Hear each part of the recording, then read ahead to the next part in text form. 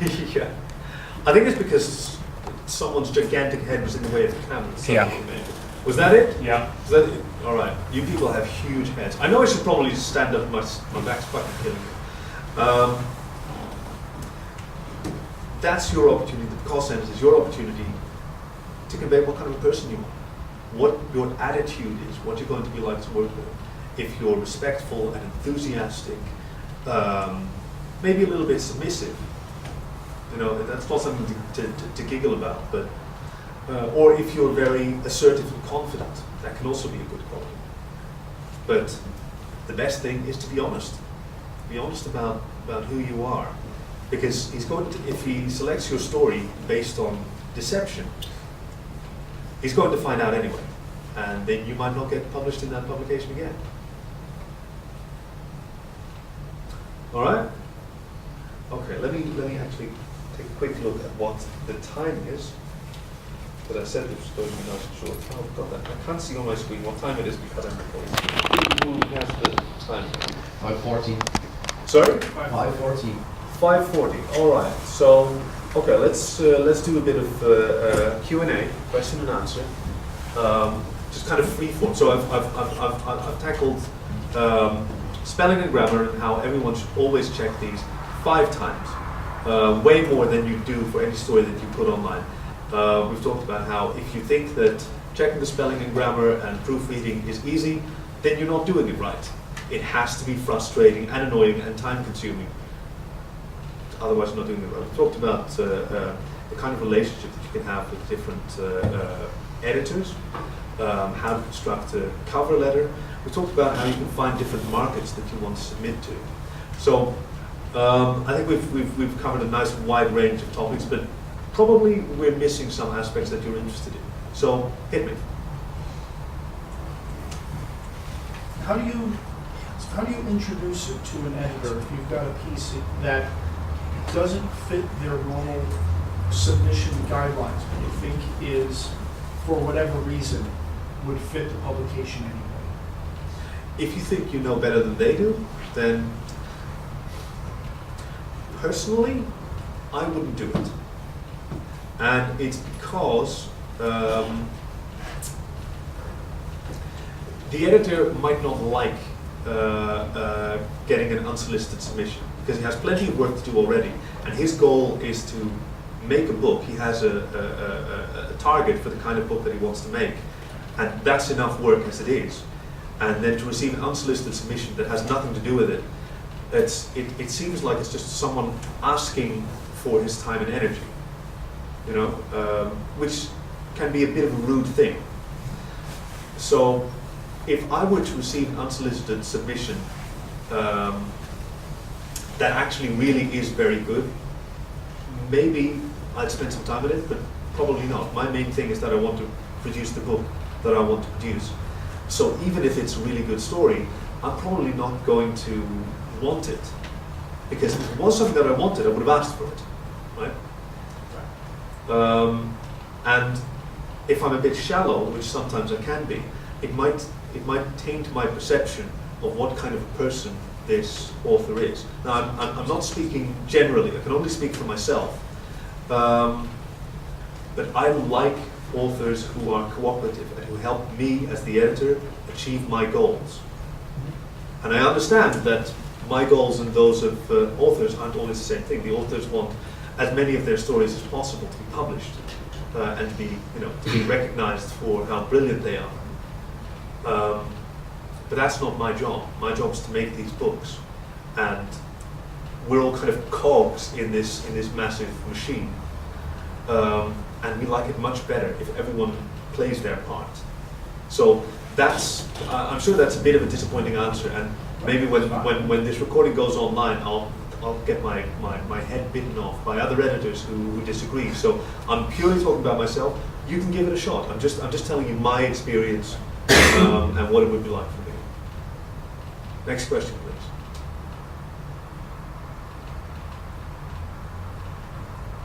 All right. I'm not going to lose that. No, seriously.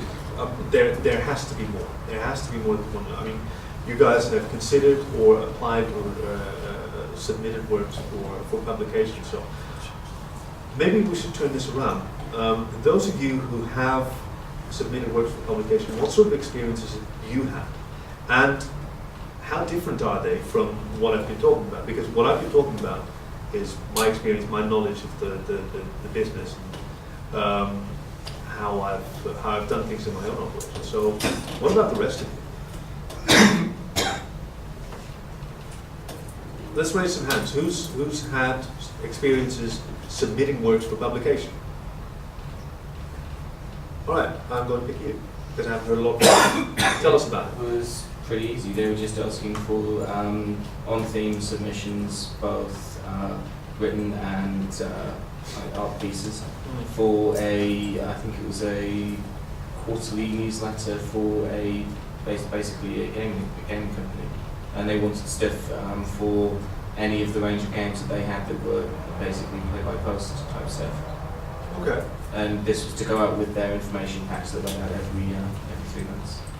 And did your article just get printed, or was there an editorial around it? They cut some of it out, but that's about it. They kind of, rather than having like a full narrative from start to finish, they basically took a scene from the start and they cut some stuff out the middle that probably wasn't needed or they didn't like, and then had the end. So there you go. I'm reminded a bit of the legendary story, The Eye of Argon. The Americans are more familiar with it. The Eye of Argon is considered the worst story ever written, and it's actually a very sad story around it, because the guy who wrote it was written for a student magazine, somewhere in the late 80s, I think, might even be early 80s or late 70s. Turned into a drinking game. It did, which I can win, by the way. Look at my face. All right, so it's a really shitty story. It's really awful. Someone's talking about, blood red emeralds and I will. My family will swear revenge. He gurgled as he drowned in his own blood. It's really terrible. We should definitely find a copy somewhere. But the sad part of the story is that the guy who wrote it for a student publication. A couple of years ago, I think some journalists actually tracked him down to find out where he was living these days. And he was living in abject misery. He was flipping burgers somewhere, and I think by now he's dead.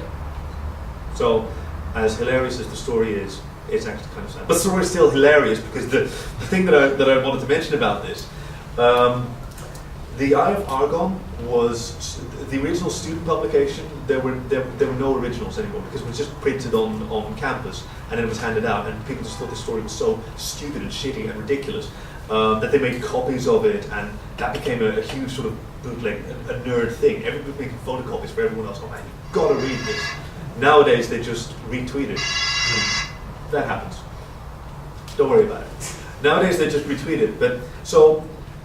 This made it from the 80s through the 90s to the present day, where we can still enjoy the story, largely through rapidly deteriorating photocopies. And it was only after people started digitizing them and started hunting for higher quality, earlier generation copies. That were only a copy of a copy of a copy, and not a 7th generation, nearly illegible sort of Rorschach test on page. That someone found finally in some bizarre, obscure archive an original copy of the magazine, and what they discovered was that it was different from all the copies that everyone had ever read, because it was 2 pages longer.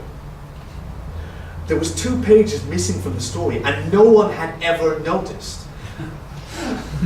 And it's generally regarded that the story is actually a little bit better with those 2 pages, so it's better just to ignore those pages and read the story as it was. But so when you were talking about how they cut it up, it just reminded me instantly of this notion that you can have a story that's legendary, but that's actually missing 2 pages, and no one ever knew. All right, so we're talking about other publication experiences. So I'd like to hear from you.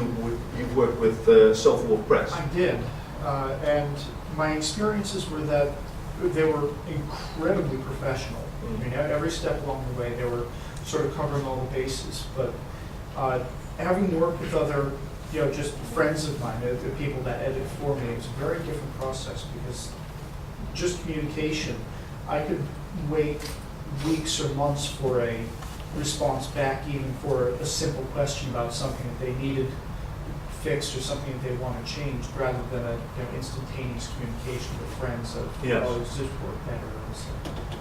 So even after I'd been accepted for it, it was, I think the entire process took a year, and I had maybe 4 or 5 bits of communication with them spread across that entire year, rather than, just a quick, rapid-fire conversation. Yep. This kind of goes to show the amount of work that goes into editing a publication. I mean, this isn't just because they missed your email. Actually, only they had, but every month. Okay, that happens. No, actually, that happens. was on a completely different topic. They forgot to send me the edit until 3 months after all of their other submissions had been complete, and they looked back and said, that one's not actually done yet. Okay, so no, it definitely can happen, but Yes. most of the time, because they work in a very structured fashion, we're going to take care of this first, then that, and that, and that, and that. And it can take months. Yeah. Same as with the Smash Bomb. 8 months can take years for some publications. Although I can't imagine working on a single book for a couple of years, unless I was being paid very well for it. So anybody else want to talk about their submission experiences? Or have another very specific question that I can help with? Shall we call it a day? Did we get something valuable out of this? I mean, was this good? Was this yeah? Louder? Yeah? Yes. Maybe a round of applause? Yeah.